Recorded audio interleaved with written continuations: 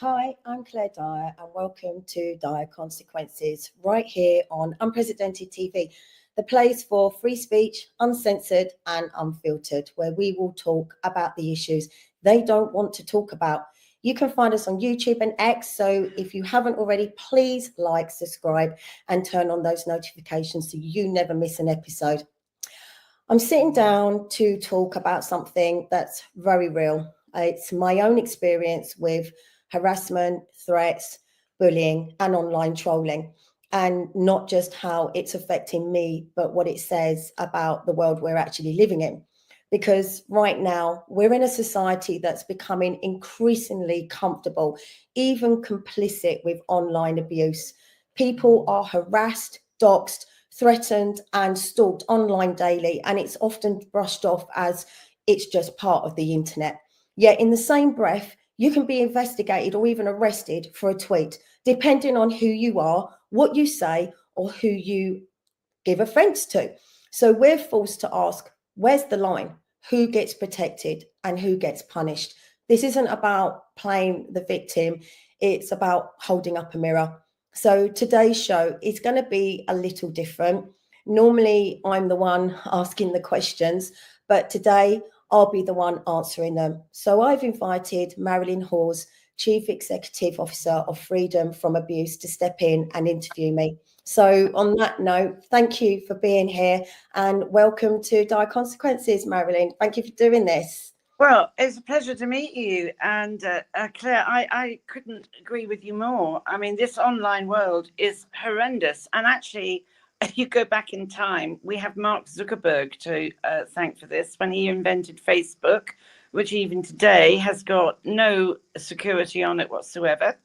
And you're talking about a world of abusers. My background is my children were sexually abused. My 3 boys, I've got 4 kids, and they were abused by the head teacher. And I was the deputy head. I had no idea. I didn't even know what grooming was until the police turned up one day and said, we think your children are being abused by this guy. I went, pardon, what? He'd been my best friend. He helped me get out of my 19-year domestic abuse marriage. And then he goes to court, fast forward to where he says he's guilty. And he walks away with a £200 fine. Wow. And a suspended sentence. And I thought, I don't think so. So I then was told by everybody, you can't do anything. I thought, watch me, just watch me. And I was worried. I mean, you're probably younger than me. I remember Myra Hindley, and I thought, are people going to think I'm a procurer? Because there were lots of boys that he abused. Anyway, I took it to the High Court of Appeal without any lawyers, and I won. And Harriet Harman was sat next to me in the High Courts of Appeal and High Courts of Justice. And she said, oh, you better put some lipstick on. I said, why? She said, the whole of the world's press are outside because you're the only woman that's ever gone to the High Court of Appeal without a lawyer and won. I was absolutely gobsmacked. And from there on in, I've been a media whore.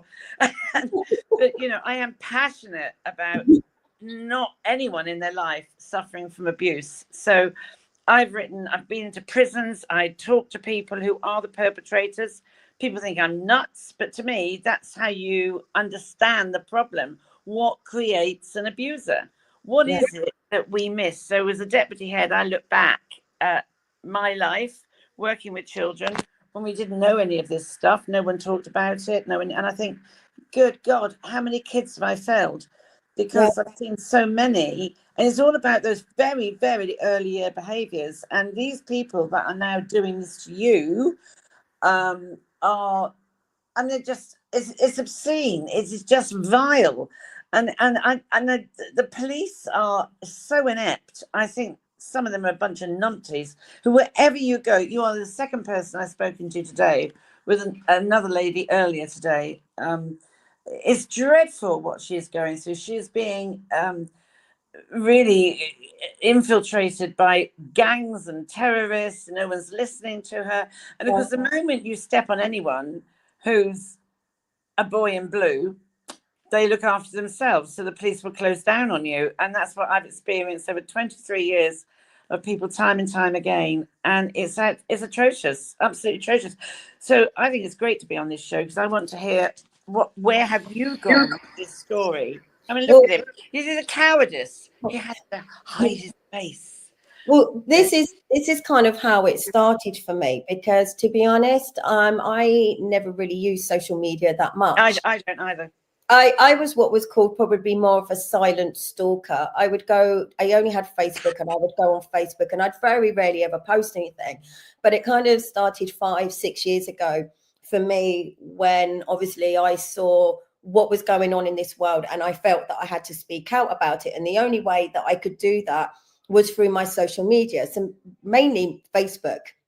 Um, and I managed to get through almost 5 years with probably next to no trolling. I mean, you'd get the odd comment on your Facebook, the odd insult, but I wouldn't really get anything in my inbox or anything like that.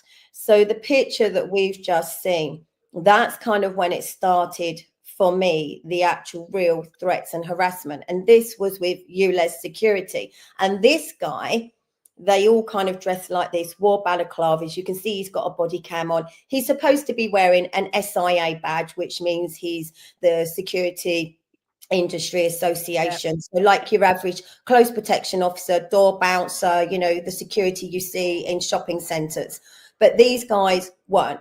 They didn't have a uniform. They were wearing balaclavas.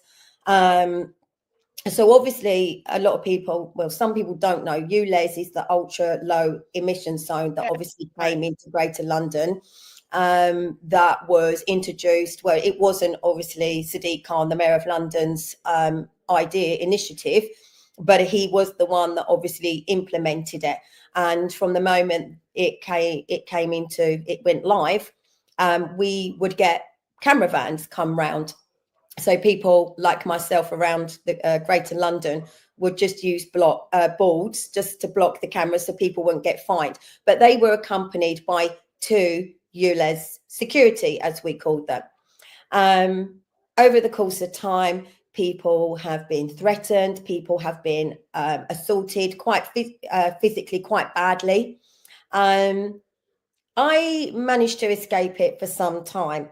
And then all of a sudden, I started getting a lot of messages, a lot of threatening messages.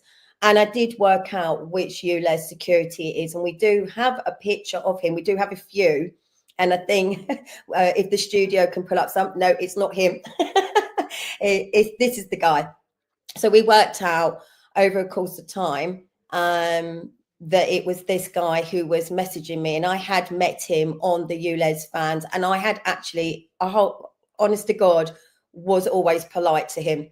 So it was quite shocking as to why he was sending me threats to set fire to my car. They were going to come down with a jerry can and basically petrol bomb my car, so they knew what car I had. They threatened to rape me. They sent me videos of what he was going to do to me. My kids, he set up a fake profile. He managed to get a picture of my youngest son, who was 7 at the time, and put it up on Facebook. And it went on for months and months. And I would say I was quite lucky in the fact that I have a relatively good relationship with my MP. He is a Conservative MP. We will come back to this in a minute, because this is currently what's going on now.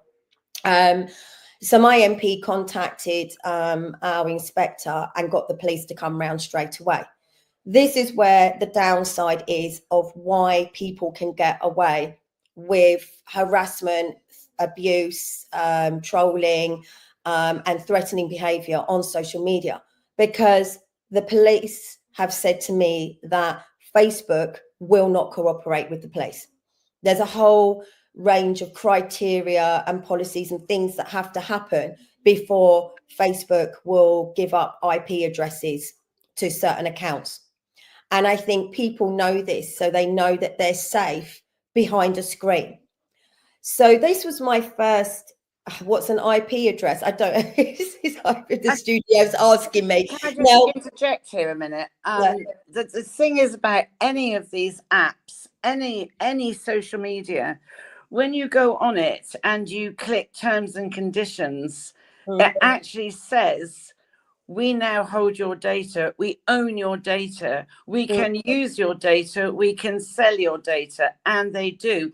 And that is the small print in all social media, whatever the app is, whatever it is, TikTok, whatever. And when I go into schools and I train kids about this, they have no idea. That's why I don't do social media, because I don't want, and that's the trouble. Facebook is like an open book for anyone that wants to try. I mean, I've been stalked 3 times physically, not on, I've had idiots online, but I just don't. I mean, have you? I don't want to know where you've gone to with this. Have you gone to the abuse site, online abuse people? I assume you have. Well, this is to say, this was the first time I'd experienced it, and that was last year, and it did stop. And obviously, because these people, the ULEZ security, they were protected because essentially they were TfL representatives. So you kind of think there was nothing was ever going to come of it, because, they were representatives of TfL. So their security company was contracted to TfL. And obviously TfL goes back to the Mayor of London. And the Mayor of London... don't start me on him. Yeah. So the Mayor of London owns the Met Police. Oh my God, what a slime ball. Honestly, truly. I mean, honest to God, he talk about unfit for purpose. But what is he wanting out of you? What is it? Is he want money out of you? Is he blackmailing you? What is it they want? I think I'm probably do you know what? I think I'm probably a massive pain in their side, just for the sheer fact of what I do. It's probably costing them millions. But I think these guys, they just did it because that was the type of people that were employed. They were just not professional. No, they're rednecks. They're rednecks. They're just bully boys. And I mean, I love to take out a bully. I really do. But I don't. But what? Yeah. I don't understand stalking at all. I mean, I have suffered it 3 times, and it is. I don't think people realise. They go, "Oh, I understand." No, you don't. Yeah. You don't understand unless you've been there, and until you've been there, it is so intimidating. It's absolutely hideous, and you're looking over your shoulder the whole time. You don't know where they're going to turn up. It's frightening. And I don't think I know the police do not understand.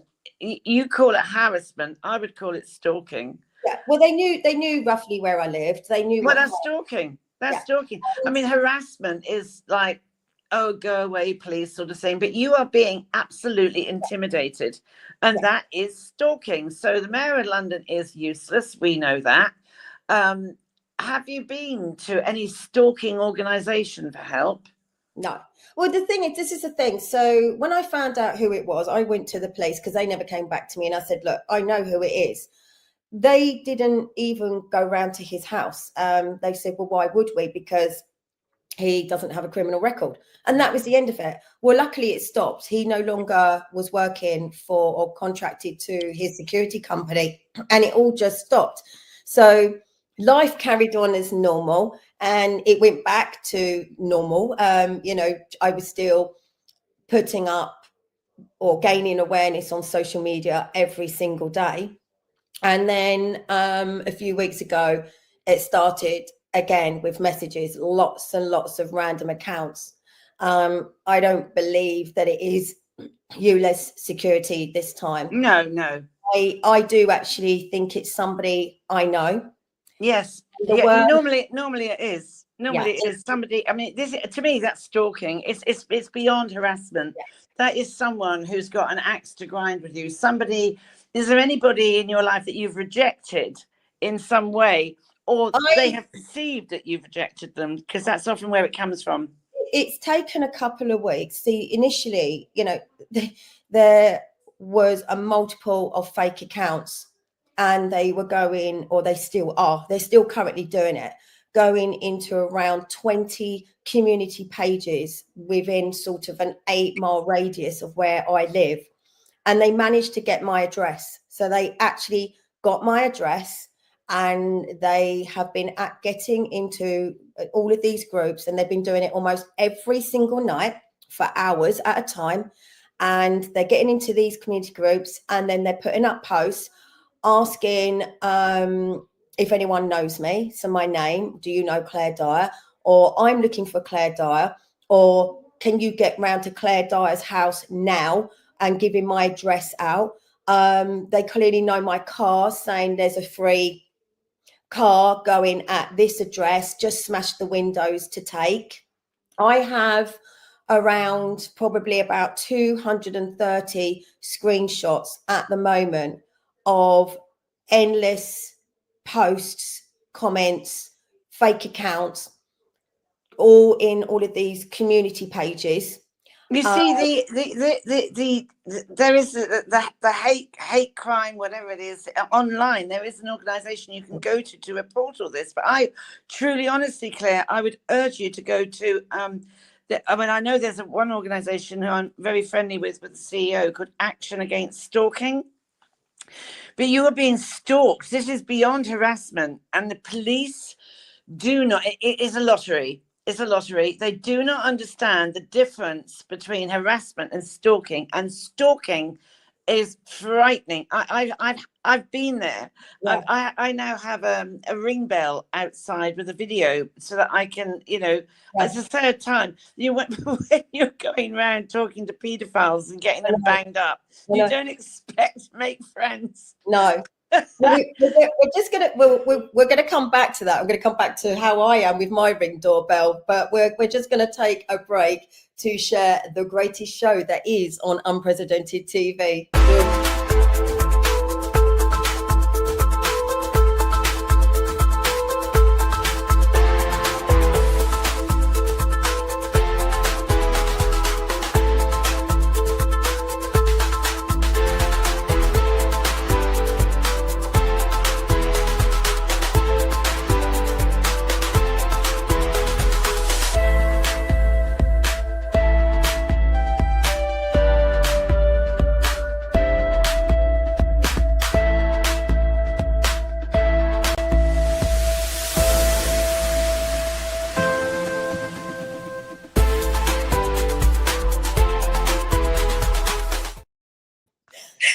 Laughing because I had no idea what show they were going to be putting on, so I feel honoured and privileged to the studio and also to my boss Limpet Opic. So your boss Limpet, oh bless. My unofficial boss, we shall call him, but he's the boss. So but I learn. I mean, I know that, as you just said, what I've been doing, what I am doing, the things that I expose and the things that I do out on the street is not to gain me it's going to gain me friends, but it's also going to gain me enemies. And I accepted that. And I've had comments made, well, you put yourself on a pedestal and put yourself out there. So, you made that choice. Put yourself on a pedestal. I had a long conversation today and another guy who Limbit has very kindly been supporting, and this is people, it's actually migrants around. You need to watch the program, it's horrific, around Hillingdon and the hotels, right? Mm-hmm. And he's been sort of jettisoned into the spotlight because he contacted me. I went, oh, I know a guy who'd love to interview you. And it's these people like you, like me, like people like this guy James Timms. We are upstanders, not bystanders. And when you are an upstander, you have to be resilient. You have to be able to take the knocks and say, do you know what? Screw you. I'm doing this anyway. And that's why you're being harassed, stalked. It's why I was stalked. And you know what? I'm not going to stop. At the time I went to the police, and I mean, one of the people that stalked me was a former police officer, Metropolitan Police. And when you've got the boys in blue involved, if it's somebody that is a boy in blue, they won't protect you. They protect their own. That's a fact. But I'm not. You, like me, believe passionately in what you're doing. I believe passionately in what I'm doing. I don't want to see anyone abused, let alone children. I don't want to see anyone abused, and I would love a world where no one is abused. And when you're that passionate, there's so many assholes out there that, quite frankly, they don't like the you and I, and you have to take that on the chin, and it's horrible. And it's mental health. It really impacts you, but you're not going to stop. Yeah, so the studio have been putting up a couple of messages, and obviously one saying you deserve all what's happening to you. So basically they're saying I deserve all the harassment. No, awful. Awful. If the studio can put up a few more, because I'm not going to shy away from this. So Absolutely not. I'm going to put Absolutely it out not, and neither should you. Because I'm not going to read this out. Can you see this one at the bottom? I'm sorry, Spirit. My eyesight isn't great, and I actually one of my lenses dropped out today, my glasses, and I don't think I put them back in right. I'm not. I've been asked to read it out, although I can't actually. Oh no, hang on. I'm trying to expand. I still can't see it. You see, I can't even pronounce the word. I'm trying to expand it. I'm actually concerned about your comment, because people like yourself are usually the ones. Oh, hang on a minute. What's it say? Usually the ones who to worry about. People like yourself who comment have a dark side. Or oh, we've lost her. I think she's just completely disappeared and dropped out. But if the studio can put up the other messages, because I'm just going to put them out there. I've had, that's my partner, being warned to watch out. I have had them say that they're going to be around my house with, be careful. That's cleverly done, this one. Please be careful doing what you are doing. But it's almost it's a silent threat. Apparently I'm bullying people, but I have no idea who I'm bullying, so I deserve everything I get. I've had them say that they're 15 minutes away from my house, 2 cars, 7 men, and they're going to teach me a lesson. I think the studio has that one as well, and also a picture that came along with it of a man in a balaclava. And it's literally been every single night without fail. And what I don't understand is the mentality of people that they think it's okay to do this. Oh, and you're back. What happened to you? Oh, we've had issues all day today because there's been an outage where it stops you being able to get on certain apps and certain emails. It's been a nightmare all so you weren't bored then? I thought you'd left me. No. It's been all day. It's been a nightmare trying to get on this website, trying to look at that, and we don't know the website. And then it came up that there's been a massive outage for certain websites and apps and goodness knows what else. So it was okay. I was carrying the story along without you there. I picked up on the tail end of it, but I mean, I just think it's terrific. What I just don't understand is why the police are ignoring it. You know what really gets me about it? So it's one thing doing it to me, which is bad enough as it is. I mean, I learned a long time ago that every single knock on the door, every time my door sensor goes off, every time the Ring doorbell goes off, to look out who it's for. And also, could it even be the police? Because I've actually had them knock on my door. I tell you what, Claire, I, because like you, I'm outspoken. I've been outspoken for ages, and I have never worried about it until this year. I do not trust Keir Starmer. I do not trust the police. I have actually joined the Freedom of Speech Union, and I mean, I can't believe I've done that. But I'm so frightened that when it was last year and it was the ULEZ security doing it, I could actually understand it. But now, with everything that's been sent to me and been done over the last 2 weeks, I very, very much believe, and this is an opinion and it's not fact, but so what? Sue me for it. I know it's somebody I know, and I also believe it was somebody fighting on the same side as me in ULEZ. I tell you, it's stalking. That doesn't actually know me. This is not harassment. You need to. Well, the one I know is, and I'm very friendly with, is Action Against Stalking, and there are other ones, but this is stalking, and if you've got it all documented, you need to get an organisation behind you that understands stalking, because the police are literally, it's a lottery. They don't understand it. My MP knows all about it and has again spoken to our inspector and said, what can you do to assure my long-term safety? That's where it's at the moment. Hang on, has he gone to the chief constable? It's gone to the inspector at the moment. It needs to be right to the top. You know, my dad used to say to me, never talk to the oily rag, always talk to the engine driver. And the inspector, sorry, I mean, he's low down the list. Go right to the top.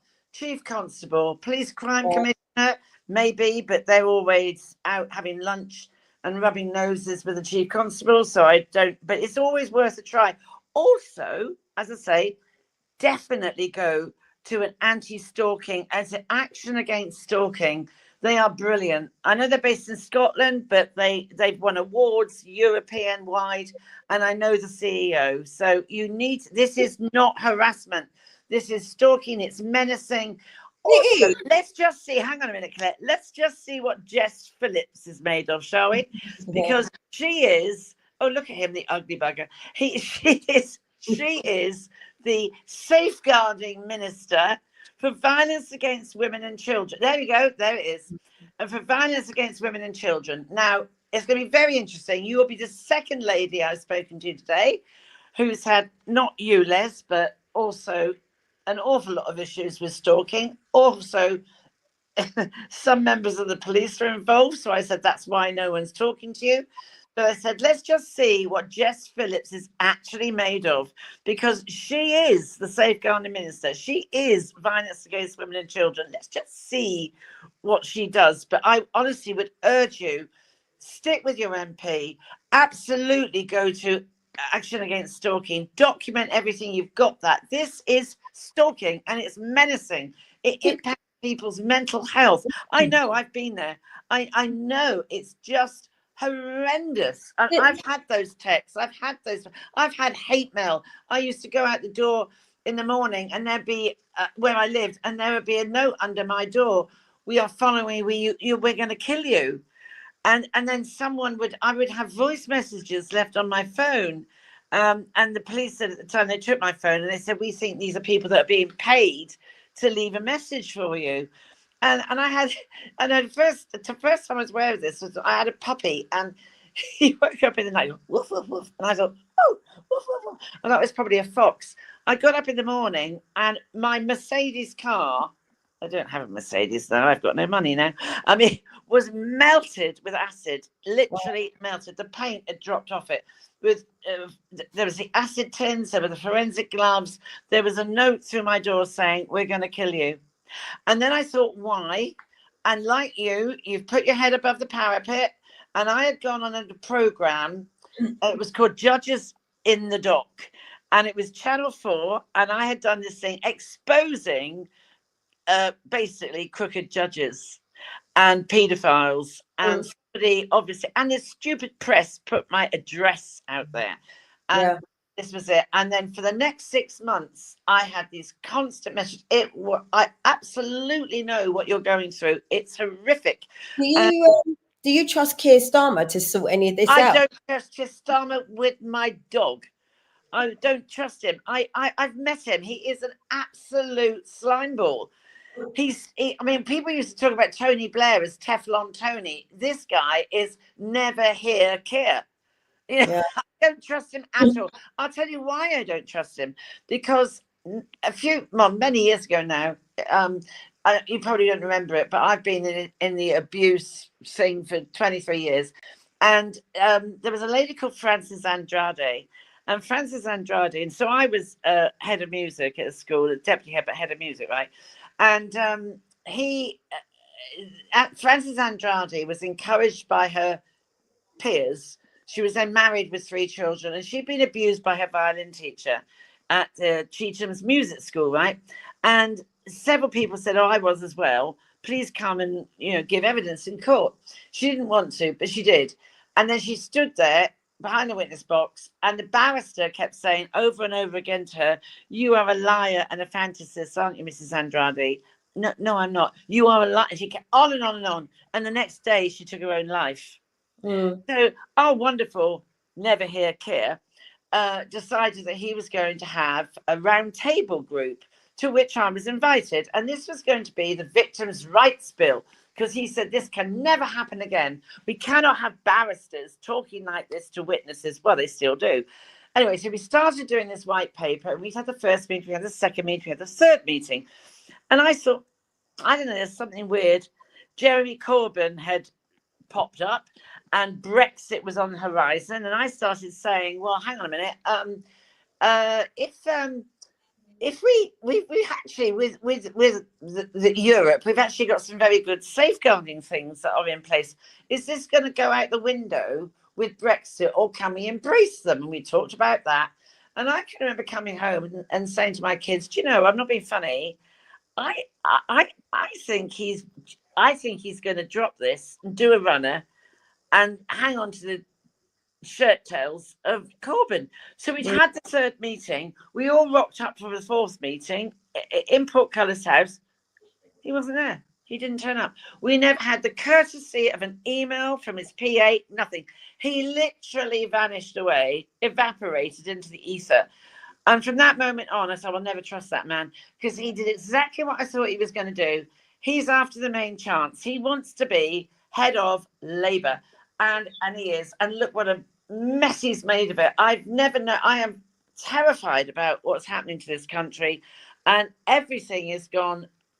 Everything is broken up. I couldn't even. I knew he was going to be awful because I've worked with him, but I didn't think he'd be this awful. I mean, it's just hideous. You know what you need to do is come over. I'll tell you what, Claire, go to France and come in a rubber boat, and then you'll be looked after. I've always said I don't trust any political party because I don't trust any of them. They're all the same, but they are all the same. What you don't have now is real politicians. These people are opportunist career politicians. They're not really interested in the country, because they wouldn't. If they were, they wouldn't allow. They don't do anything to sort out the grooming issues of any form of harassment. And the thing, rape gangs.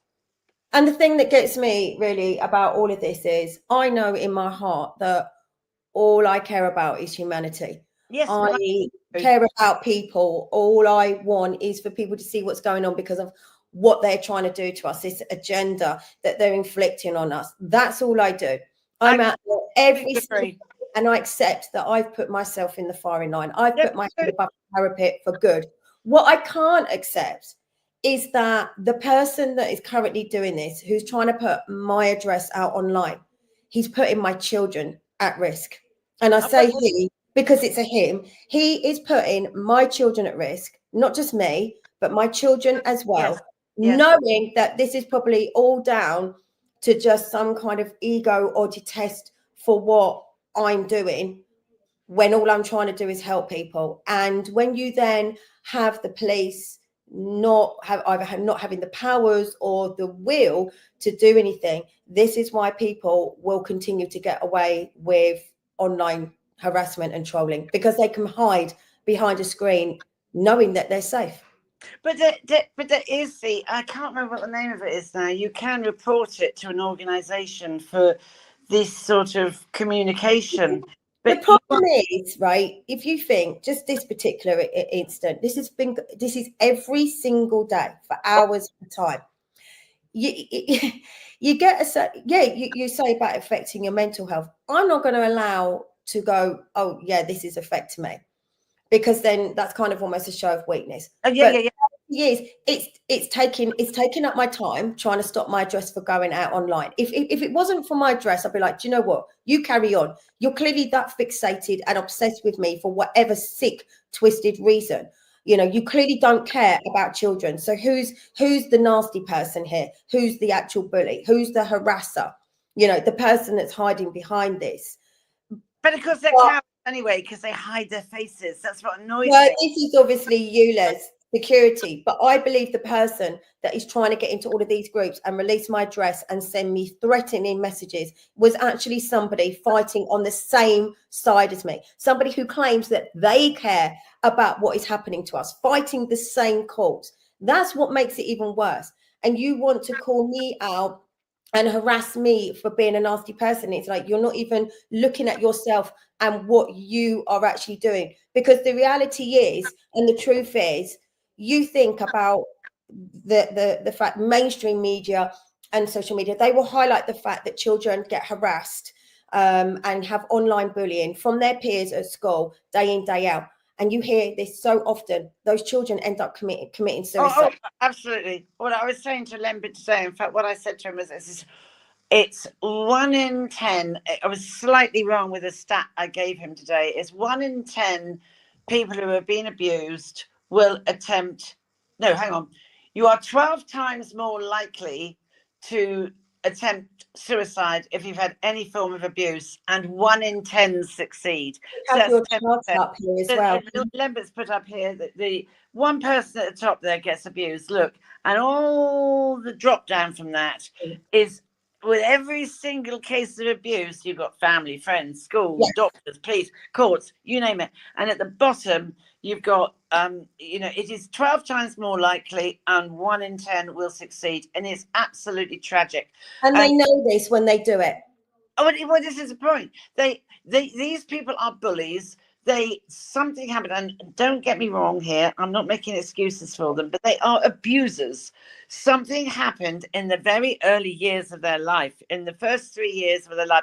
I've had another lady today call me about her dear little boy being bullied at school by a girl 3 years older. And I said, that child, unless she has been stopped and mentored and given therapy, will go into her adult life being an abuser and a bully. And, I was bullied when I was 5 years old. I've never forgotten her name, Hilary Webster. She was an absolute bitch, and I'm sure she is now.